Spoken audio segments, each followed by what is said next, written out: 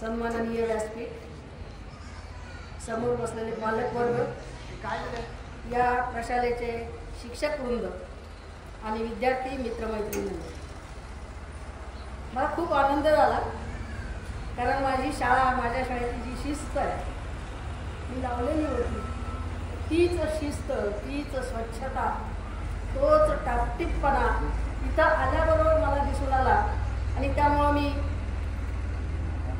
Retire होऊन आज 16 वर्ष झालं, पण मला वाटत नाही मी 16 वर्ष झालं, मला वाटलं मी आपल्या शाळेतच आपण बोलते. त्याबद्दल मला आमंत्रित केल्याबद्दल मुख्याध्यापक, संस्थाचालक यांना मी धन्यवाद देते. तुम्हा सगळ्यांना प्रजासत्ताक दिनाच्या शुभेच्छा देते. मला माहिती आहे माझ्याकडे असेच गरीब वर्गातले विद्यार्थी येत होते, विडी कामगारांचे विद्यार्थी होते, घरचे पालक अशिक्षित असायचे, आई विडीच्या कामासाठी मागं लागलेली असायची आणि अशा वेळेला या विद्यार्थ्यांचा अभ्यास घेणं त्यांना शक्य नव्हतं. प्रजासत्ताक दिनाबद्दल तर सगळेच बोलतात, लक्षात घ्या, पण मी विशेषतः पालकांना विनंती करेन की पालक एकच कारण सांगतात, आम्हाला वेळ नाही आहे, आम्हाला काही कळत नाही, काय अभ्यास करतात विद्यार्थी ते. मी एकच सांगेन, विशेषतः आमच्या मातांना सांगेन, माता भगिनी ज्या आहेत त्यांना, की तुम्हाला काही समजो अगर न समजो, फक्त तुम्ही तुमच्या मुलाला अगर मुलीला कुठलंही काम करत असताना जवळ बसून घ्या. तुम्ही म्हणाल जवळ बसून घेऊन काय करायचं?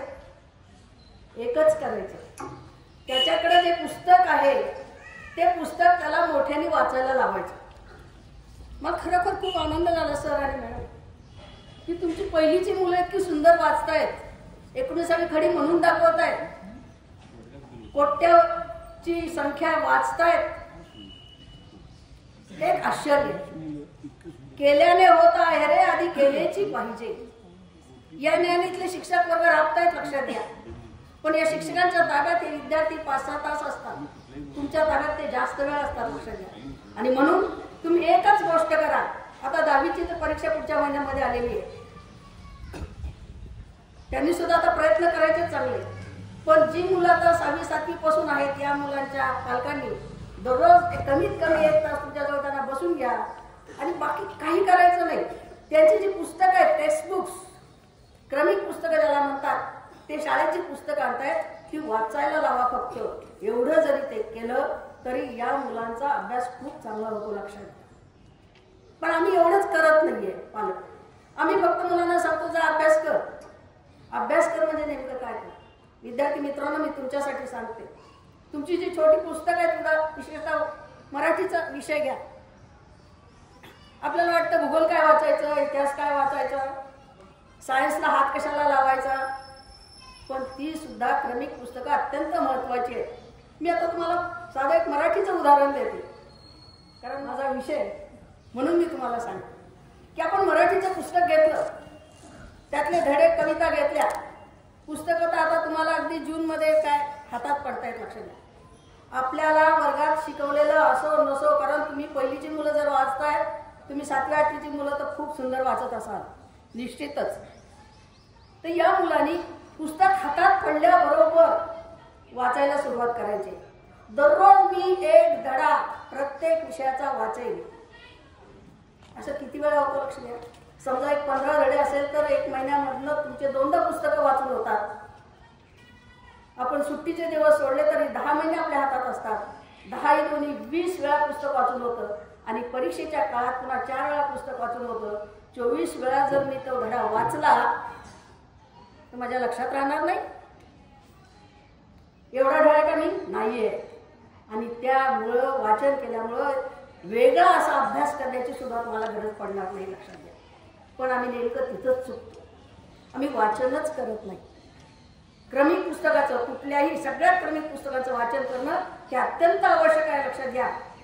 त्यामुळे तुम्हाला सगळ्या प्रश्नांची उत्तरं सांगता येतील. निबंध सुद्धा सुंदर तुम्ही लिहू शकाल, पत्रलेखन चांगलं करू शकाल. जो परीक्षेत नवीन येतोय त्याची उत्तरं सुद्धा सहजपणे तुम्ही लिहू शकाल आणि एक उत्कृष्ट विद्यार्थी म्हणून, एक गुणवंत विद्यार्थी म्हणून, एक हुशार विद्यार्थी म्हणून तुम्ही पुढे या, यात काही शंकाच नाही. आणि एवढं केलं तरी तुमचा अभ्यास खूप होतो. सध्या स्पर्धेचं युग आहे, आणि या स्पर्धेच्या युगामध्ये आपण टिकून राहायचं असेल तर आत्तापासून प्रयत्न केले पाहिजे.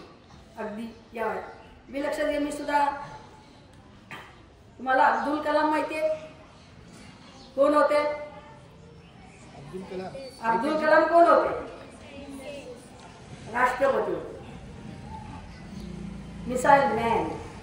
त्या अब्दुल कलामांच्या हस्ते माझा सत्कार झालेला आहे. लक्षात घ्या, राष्ट्रीय पुरस्कार अब्दुल कलामांच्या हस्ते मला मिळालेला आहे. हा पुरस्कार मला मिळाला पण कुणामुळे मिळाला? तुमच्यासारखे विद्यार्थी, या शिक्षकांच्यासारखे जे माझे सहकारी होते त्यांच्यामुळे मिळाला. ज्या पालकांना जागृत केलं, मला सांगायला अत्यंत आनंद वाटतोय की हे पालक आम्हाला विडी कामगाराची शिष्यवृत्ती मिळायची. अण्णा, आम्ही कधीही पैसे रोख दिलेले नाही. चेक द्यायचो, चेक फक्त एक अट असायची, त्या महिलेनी शाळेत येऊन तो चेक घ्यायचा. एकाच दिवशी द्यायचो आणि त्यामुळं मीटिंग व्हायची. आमच्या शाळेतल्या बऱ्याच शाळेत लोक म्हणतात अहो काय पालक मीटिंगला येत नाही, पण मला अभिमान आहे आजही 15-16 वर्षांनी देखील की माझ्या शाळेतल्या या ज्या आई असायच्या, जे पालक असायचे, ते जेवढे विद्यार्थी आहेत ज्यांना शिष्यवृत्ती मिळाली ते सगळे हजर असायचे. लक्षात घ्या. आणि त्यांच्या त्या जागृतीमुळं आमची शाळा अगदी पुढे गेलेली होती आणि म्हणून मला पुरस्कार मिळाला. हा पुरस्कार तुमच्याही मुख्याध्यापकांना मिळावा यासाठी तुम्ही विद्यार्थी जबाबदार आहात, तुम्ही पालक जबाबदार आहात. शिक्षक तर इथं राबतात.